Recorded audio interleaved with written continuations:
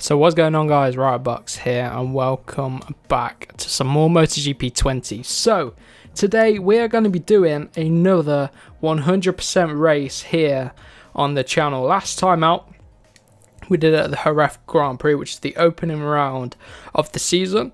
And then obviously we had the Andalusia Grand Prix. So I didn't do a 100% race there. We just did the first challenge of Quartararo. So go check that out if you missed it. That was a pretty fun race as well. But today we are going to be doing a 100% race as Jack Miller on the Pramac. So obviously Jack Miller has had a pretty decent start to the season. He's shown some good pace. Unfortunate to miss out on a podium. Obviously Dovi nicked it at the opening round from him, but you guys have asked me to do a race as Jack Miller, so I'm going to do that today, and we're going to do it at Brno for 21 laps of that circuit. So let's get straight down to things and see how we get on. Right then, we've got to consider the tyres we want to use. I think I'm going to go for a hard rear tyre, I think that might be what we want to do, and a medium front, and then maybe a couple of laps of extra fuel. But we'll see how we get on. So let's get straight into things then. We're going to be starting at the back. Marquez has gone for a hard front tyre, and everyone else going for mediums all around. A few more hard tyres here and there, but gone for the hard on the rear just in case you get a little bit of slip. We can account for the extra tyre wear, so that tends to be how it works for me a little bit. Go a little bit harder on the rear and it seems to work well. So let's get straight into the race then. Right then, here we go then. Jack Miller. Next year we will see him at the factory outfit, so it'll be interesting to see how he gets on there. But here we go. The Pramac is still a pretty quick bike, so hopefully we can make it work for us today with Jack Miller at the, I was going to say the wheel, but it's the handlebars, isn't it? So let's see what we're going to do. Already making our way up a few positions, or getting past a quarter of the grid already pretty much, and we've got some decent straight line speed getting alongside our teammate. I'm just taking it nice and easy into turn 3, but we will get underneath of Nakagami. We'll try, and someone's gone off wide. Pole Espargaro. Maybe that was as we got underneath Nakagami. Did Nakagami lift up pole? I think I might have seen that out of the corner of my eye anyway. P12 already. Absolutely solid start from us here. People running wide there in the Aprilia. Who was it? I think it was Aleix. So, who's the top Ducati? It looks to be one of the factory bikes. Just getting past Franco Morbidelli there. But Petrucci is the top Ducati in 7th place, battling with Mir. Dovi going around the outside here. Come on the power. Let's go. Try and keep the Yamaha behind. So Ducati struggling here at the start of the Brno Grand Prix. But we saw that anyway in the real life GP. We saw the factory Ducatis struggling. And Miller, he was and Brno as well at the Andalusia Grand Prix. They were showing very strong pace, pretty much on form with the factory Dukes. So that was interesting to see. If it weren't for Brno's engine failure, then I think he could have got a really good finish in the race. I reckon we'd have seen him on the podium. And I don't know if Brno has had a GP podium before, actually. I don't think he has, but that would have been great to see. But unfortunate for him. But it did mean that Yamaha got 1, 2, 3. Obviously, a factory Yamaha wasn't on the podium, wasn't on the winning spot. But Lynn Jarvis seemed happy with it all. So yeah, I wonder what's going to happen at Brno. Is it more of a Ducati circuit? Is it going to suit the Ducatis better? Is it going to suit the Honda better?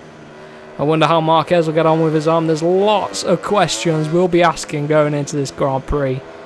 I mean, Marquez, will we see him back on form? Is Dovi with his pre-season surgery, is he going to be doing a little bit better? I mean, he got a fantastic podium in his first race back, but struggled in the Andalusia Grand Prix. But it was completely different track temperatures and track conditions at the back-to-back race at the second round at Jerez.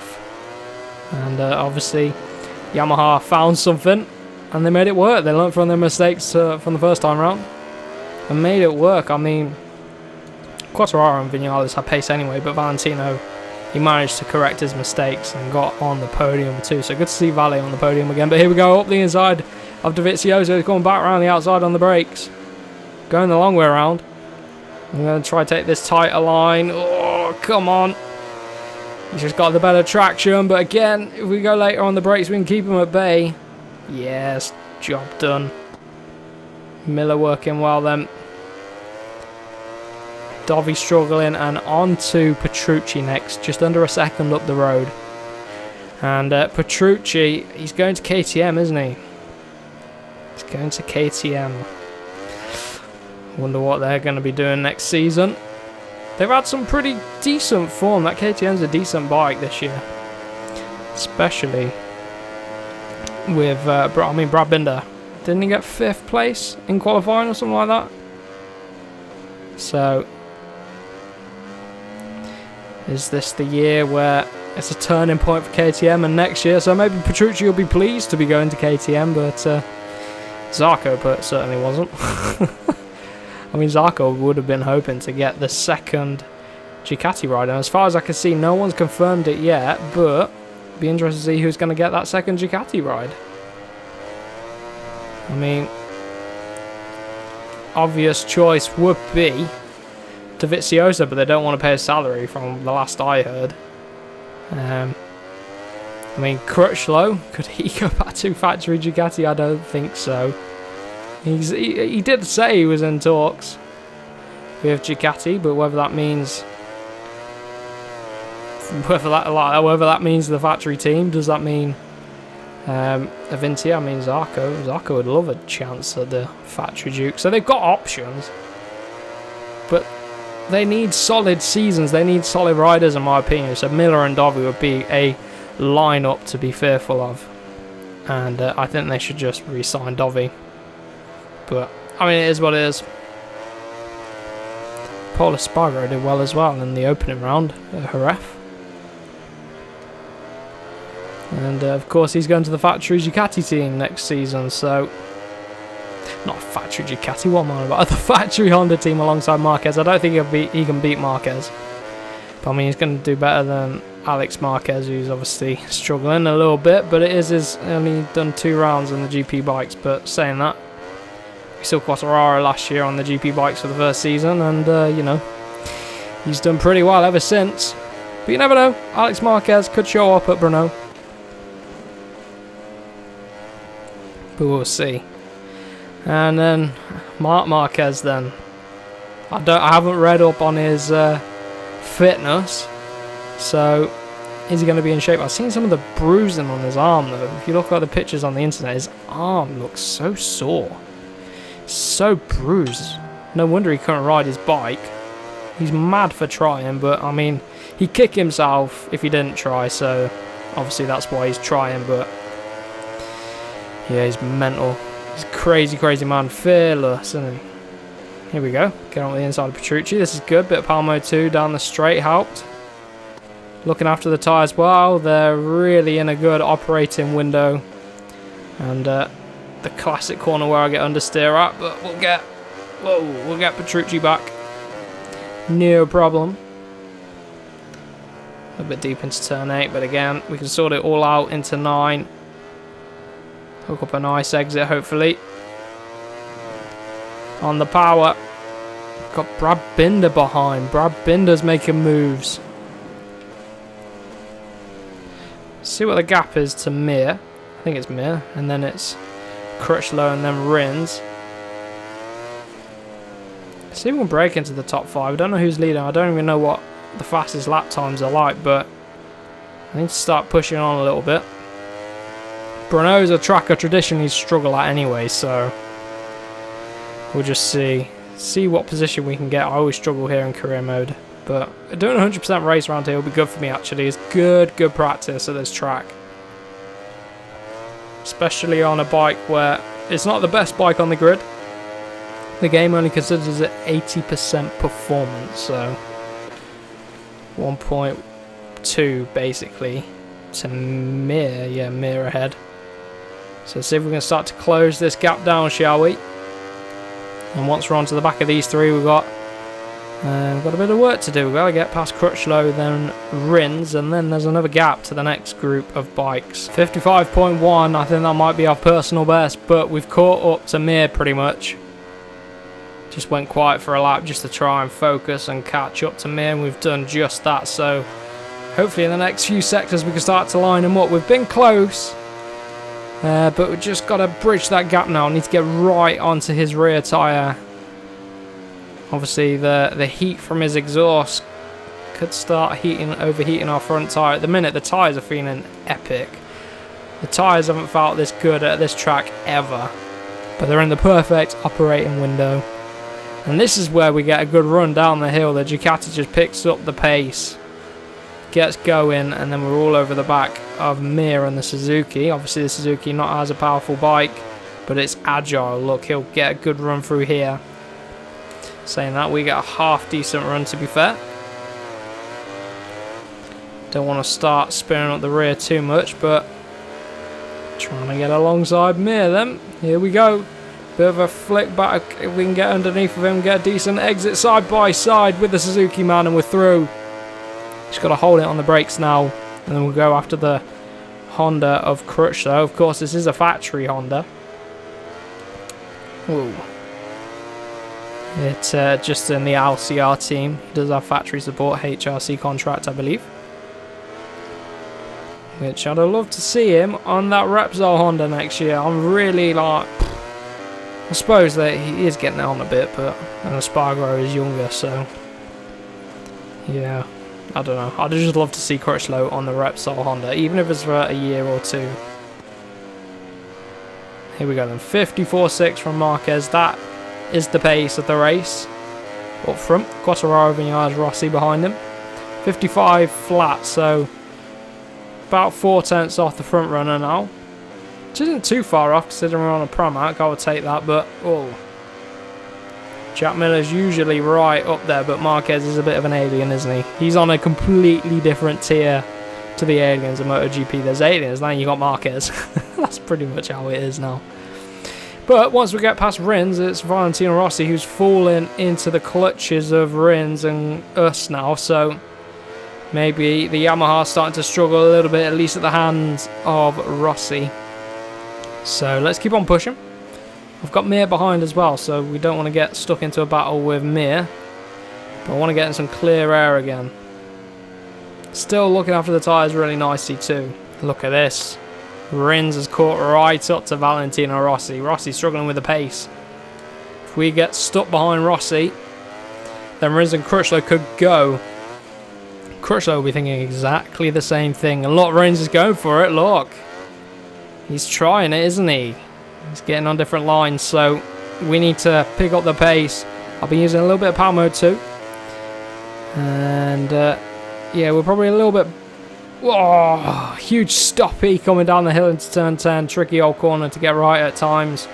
So easy to get it wrong, going out of shape just like we did then. But look at Rins, he's up the inside of the Yamaha man. Not quite able to get Valentino, is he, just yet? But this battling is going to help us out. You can see Crutchlow's lined him up. Mir behind starting to drop back a little bit. But here we go then. Trying to line ourselves up because they're going to be getting through very quickly now. Come on the power nice and early. Good exit from the Ducati. Here we go, lining up Cal Crutchlow. Rins lining up Valentino Rossi. And there's lots of changes of position there. Is Valle going to be able to get Rins back? Is Rins going to be able to pull away? Well, I want to clear Valentino as soon as possible because I want Rins. I want to get that 4th place off of Rins. And then we've got to go after the front 3, which I think are going to be the deadly front 3 for this season. Oh, on the brakes around the outside of Valentino Rossi. He tries to come back at us, but he goes offline there a little bit and we're through. So, next up, Alex Rins. Alright, coming to the end of lap number 9 then. Almost coming up to halfway through this Grand Prix now. But Rins is ploughing on. Really do wonder what the gap is to Vinales, but there's so much clear air up. They're going into turn 1 now. That is a big gap to bridge, but here we go. The Ducati and the slipstream working well. Rins trying it around the outside, side by side with the Suzuki. Petrucci hits the deck. I wonder what happened to him. But, I mean, that Suzuki just couldn't find the grip around the outside, and we're through on Alex Rins now. And we're really starting to push. So here we go. We're going to get a good view of the gap. 6.4. Can we pluck away at that gap? Can we catch up? I don't even know if we're on front runner pace, really. I don't know what Vinales and Quartararo's times are like, but a mistake like that isn't going to help, is it? We're in very deep, very, very deep there. We've probably lost half a second there, easy. But here we go then. So, a couple of things. We've got to look after the tyres. We've got to stay on, and we've got to go quick. Easier said than done. 6.7. I told you we'd probably lose a fair few tenths of a second. Pretty much bang on for fuel as well. I can save fuel towards the end if need be, but for now I'm going to push on. The gap's now 6.7 after that mistake, but I mean Rins could pick up the pace, Crutchlow could pick up the pace, Brad Binder was going quick behind, but he's dropped down behind Petrucci now. Yeah, he's down in P11, so I don't think Binder's to worry about, but Rins and Crutchlow right behind us. They're going to be with us the whole way. 6.8 to Vinales. Let's get our head down. Let's keep on pushing. See what this lap... Oh, this lap time won't be great because we made that mistake, but let's see if I can go for a hot lap on this lap. On lap number 11. Let's go blast out the final corner. Palmo 2. We'll use it down a few of the straights. 55.2, yeah. Near our personal best. I don't know if I've broken into the 54s yet, but if I probably would have if I didn't make that mistake down the hill. But let's see. I forgot to check the gap to Vinales, but let's get our head down. Let's plow on for this lap and see if we can get a decent lap time. So this lap ended up being a 54 flat. That's the fastest lap of the race. Tyres are coming to us. I've found rhythm around here, and I've got to just keep on closing the gap. Again, I forgot to check what the gap is, but if I just keep pushing, you can see the rear tyre starting to kick out a little bit. It's kicked us out wide into turn 2 there, but if I can keep setting 54 flats, that'd be immense. So a bit of a sit rep then. 2.6 seconds is the gap to Vinales and then Quartararo. We've been nailing these laps. Either mid 54s, if we make a mistake it ends up being low 55s, and that sort of time on these worn tyres as well is enough to close the gap on Vinales and Quartararo. The Honda and Marquez is nowhere to be seen. The Yamaha's obviously struggling a little bit with the tyres maybe. But let's see, the gap now, 2.4. See, we just close it down ever so slightly. The Ducati works down the straights too, so we're gaining a lot down these long straights where the sectors are. So keep pulling together, and next time I speak to you, we should be on the back of Vinales, hopefully, fingers crossed. So we're under a second, 54.7 from us on that lap, and there are what? 5 laps to go now, so we're pretty much bang on for fuel. Tyres are still in a really good temperature window. Obviously the grip levels are going to be less, but it's been working for us. There's been ample grip to be able to close this gap down, so we're on for the podium chase now. And I think Vinales might be struggling a little bit compared to Quartararo, but I'd love to see how far up the road Marquez, I thought I was going for a move then up the inside, but Vinales just got us back on the brakes, and that was one thing we saw at Andalusia. Vinales wasn't as strong on the brakes as Valentino Rossi. Rossi was just like... So hopefully then Vinales isn't as good on the brakes here today. And he's having a look over his shoulder, but he's running a little bit wide because of it. What's he do that for? And we're going around the outside on the brakes. He's coming back up the inside. Let's flick it back. We're on completely different lines. Here we go. Get a good, really good run. What a line this could be. Come on, Ducati. Now this is where we're going to start to out-drag Vinales. And yes, we do. On the brakes again. Is he back up the inside? Well, I think he certainly thought about it, but we're through. And we're into the podium positions now. Vinales will be one to get back at us. But we've got to plough on to Quartararo. He's struggling with the rear, I think. I just saw him getting a little bit out of shape out that final corner. But for us, we can just sling it in. Get the rear tyre a little bit out of line from the front. And it just floats in into turn number 1. Lovely stuff. Taking so much curve. Look at that. Just getting away from Vinales. and start to chase down Quartararo. Oh, look at that brake in there. I've been absolutely ramming it on the brakes into turn 3. And we did just that, but there's less grip now. I was doing this 8 laps ago so when I started to catch up to Quartararo, but some really good pace here today. Really pleased with the Ducati, well, the Pramac as well. The Pramac's race pace with Jack Miller on this game. Pretty solid, you know. There he is, he's having a look. Focus on where you're going. Vinales just dropping off.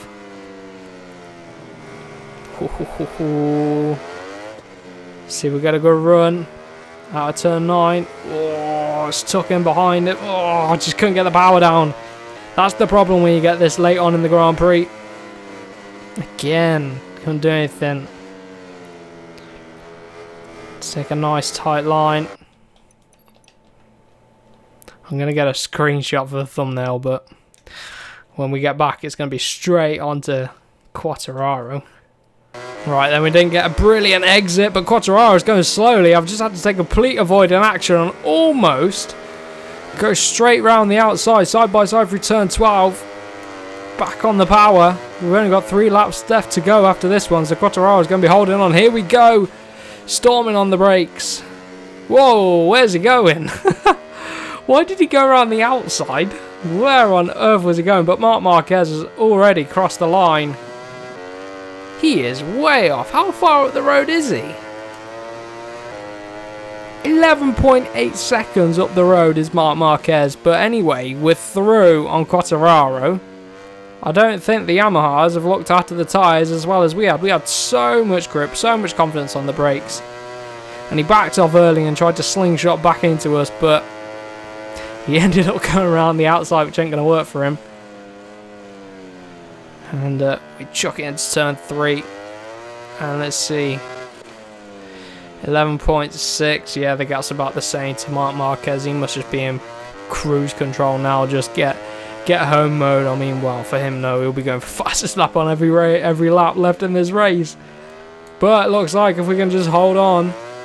We've looked after the tyres really well. We've managed the pace really good. The temperatures of the tyres as well are spot on. I've just run a little bit wide at turn 7 now. Front tyre's starting to go off a little bit, but everyone's in the same boat, so we should be alright. Just got to bring it home. Plenty of fuel left, no need to push it. Got a bit in the reserves if we need to, but again, Marquez pulling away. So then Marc Marquez takes the win. We're going to round off in second place, and we've been pushing hard. Look at the gap we've built. But we still weren't able to catch up to Marquez. He was pulling away each lap. Crazy stuff. But in the end, we got the fast lap of the race. I would take that. But we couldn't do it consistently. It was a one-off. I don't know how I did it. But I would take that. Not bad at all. Second place from last place with Jack Miller. Oh, class that as a decent result.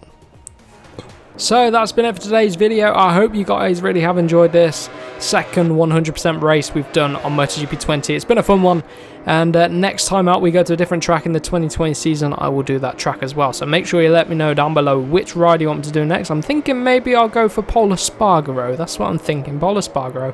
Maybe even Brad Binder. I'll have a think on it. I don't even know what the next round is after this. I don't think it's back-to-back at Brno. No, it's Austria next, and that'll be the week after, so it'll be another back-to-back weekend. Austria is another back-to-back race, so it is back-to-back race weekends though. So after the Czech Grand Prix, we'll head to Austria, and then we will head to Austria again, so we've got 3 races on the bounce.